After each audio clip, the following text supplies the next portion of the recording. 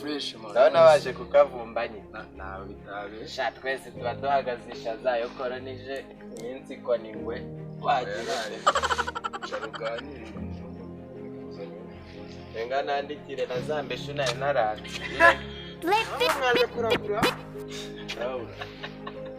Meri yano yatakaye pe wewe karibu gusa wewe icara nyine icara witsubeje kamagarare nkabature ça va merci kibitwara turi gutrendinga sa IG ça va twebwe nirebera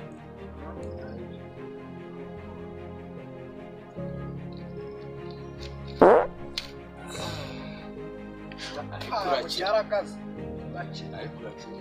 twese ariko nari mpfuye